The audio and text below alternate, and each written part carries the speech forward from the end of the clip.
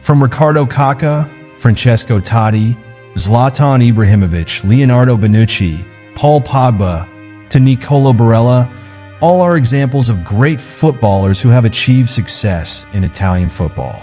But not infrequently, the country known for its pasta has become a graveyard for talents that wither before they fully bloom. Perhaps one of the most memorable is the story of the Brazilian wonder kid, Alexandre Pato. At that time, AC Milan was a very lucky club because they managed to get the player nicknamed the Duck. However, the career leap in Serie A was the beginning of the collapse of the hopes that Pato had built. His dream of becoming the best player in the world like Ronaldo Nazario and Ronaldinho suddenly disappeared. So, what made Pato have to bury his dream deep? More in the mystery behind the collapse of Alexandre Pato's career.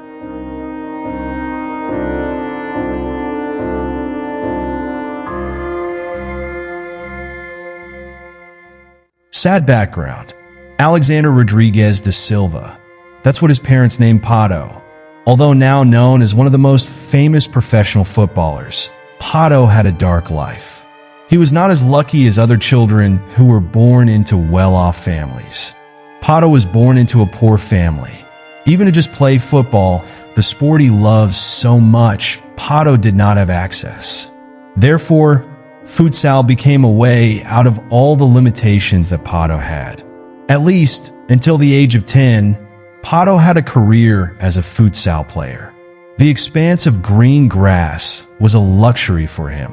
But never mind, futsal is considered more profitable for Pato, because he can get a school scholarship from there. One time when Pato was competing in one of the inter-school tournaments, there was one of the talent scouts who met Pato's father. He thought Pato had the potential to play real football. Unfortunately, after Pato's father started thinking about maximizing his son's potential, problems arose. Young Pato had a silly accident while playing with his friends. He suffered a broken bone in his hand. Strangely, from the incident, it was discovered that there was a tumor in his arm. During the examination, the tumor that had settled on Pato's arm was quite large. It even had the potential for amputation because his hand was also broken. Luckily, there was a doctor willing to provide free treatment. That really meant a lot to Pato. If it weren't for the doctor, Pato might only be able to live with one hand.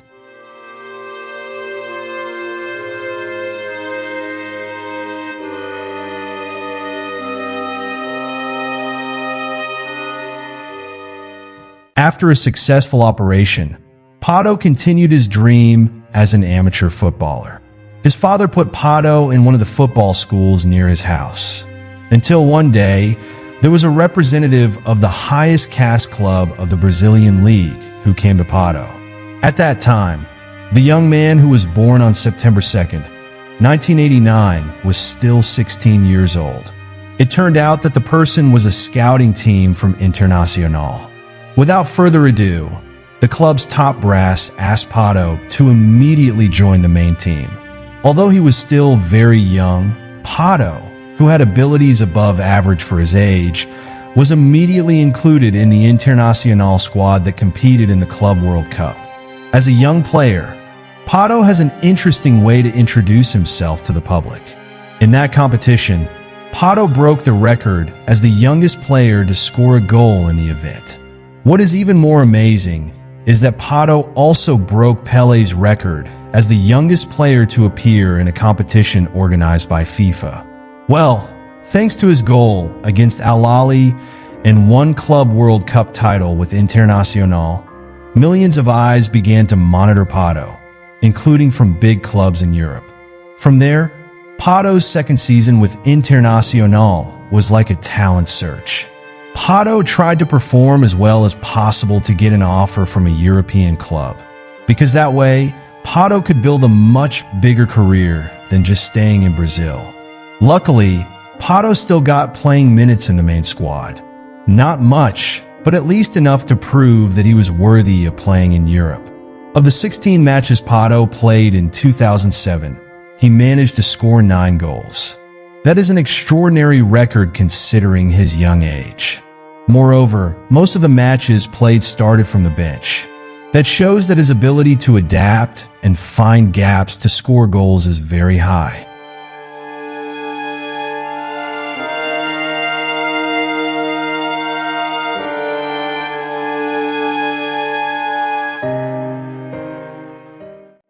With that impressive performance, several top European clubs flocked to Brazil. From AC Milan, Arsenal, Chelsea, Barcelona, and even Real Madrid rushed to make offers to him. However, of the many clubs, Pato felt that Milan was the most serious about wanting him. Pato's strong desire to pursue a career in Europe made the transfer easier. Without any protracted discussions, AC Milan were able to bring Pato from Brazil in the summer of 2007. According to Transfermarkt, 24 million euros was the figure agreed by Milan and Internazionale to bring Pato to San Siro. Alexandre Pato has the chance to make history as one of the players who can win the Club World Cup twice in a row. Because in the same year as his arrival, Milan was on the verge of winning the competition. Milan did win the 2007 Club World Cup. However, Pato was not included in their squad. That was because the transfer process was not yet complete. He was only able to be played in an official match on January 3, 2008, after the winter transfer market reopened. This was done in accordance with Italian football regulations regarding young non-EU players. Defending Milan officially became the beginning of Pato's career in Europe. Just like at Internazionale, Pato always has a classy way to introduce himself as a talented young player. In his debut match, he immediately scored a goal when AC Milan defeated Napoli with a score of 5-2. After that match, Pato was immediately trusted by Carlo Ancelotti to fill the front line. Alexandre Pato's talent and ability really shined under Ancelotti's cool hands. In addition to the seasoned coach, his seniors in Milan also helped Pato a lot. Moreover, at that time there were still many Brazilian players in Carlo Ancelotti's squad. That made Pato's adaptation run smoothly. Feeling like he was playing in his own hometown, Pato appeared cheerful. In the second half of the 2007-08 season, Pato played as if he had no burden. In 18 matches, Pato scored 9 goals. One of his best performances came in the match against Genoa. At that time, Pato scored 2 goals in a 2-0 win over Genoa.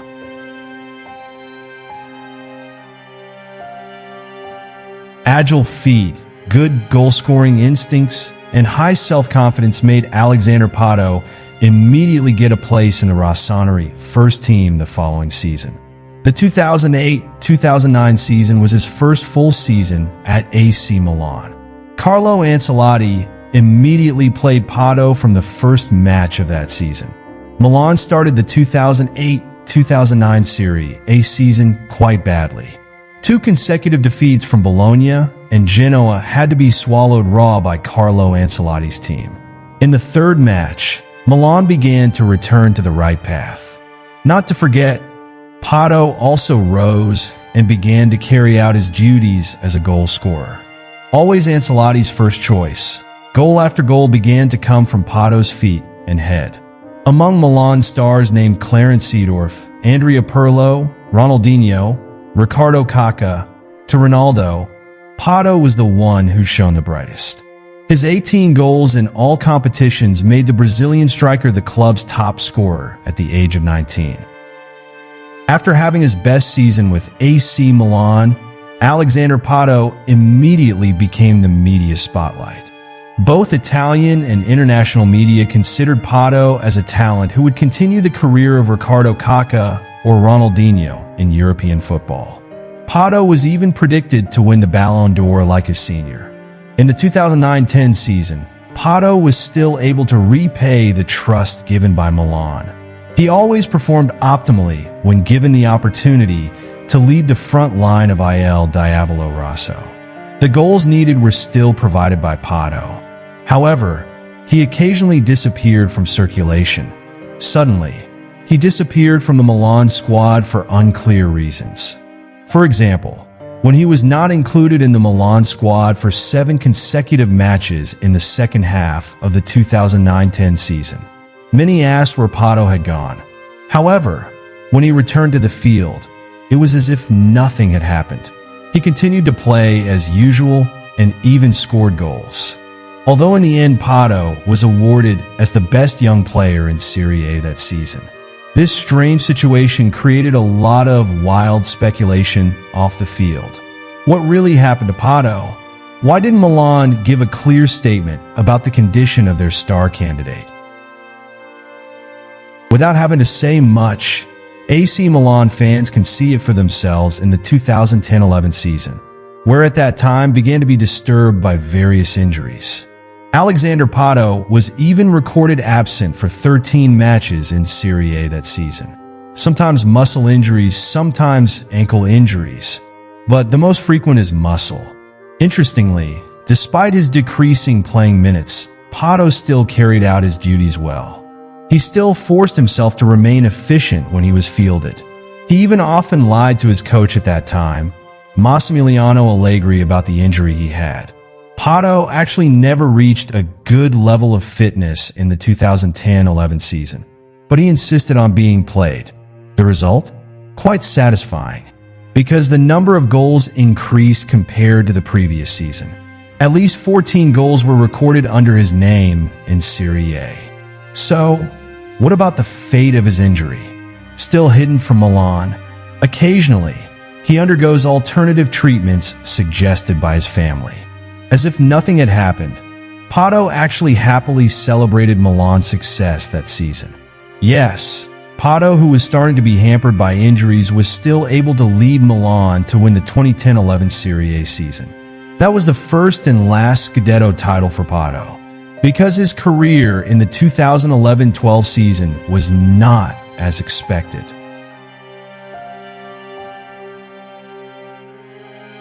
After lifting the coveted Serie A trophy, Alexandre Pato returned to the root of all his failures. Pato was again troubled by injuries. This time, he seemed to have no energy to get back up.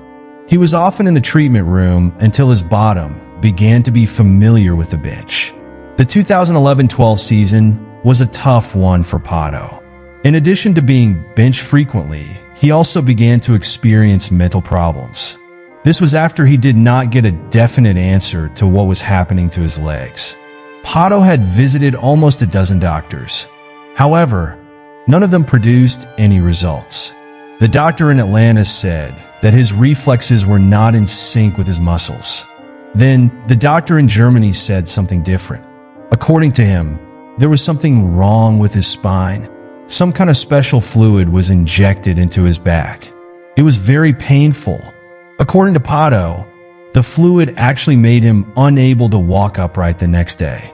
Rarely seen on the field, Pato began to be attacked by the Italian media. Many began to compare him with other Brazilian players. We all know players from the Samba country really like parties and nightlife. And the media considered Pato to be the same as his predecessor. Do I party a lot? Not as much as they say. Am I not as driven? They say that because of the way I run. But come on, who really knows? God made me this way. I can't change it, Pato told the Players' Tribune.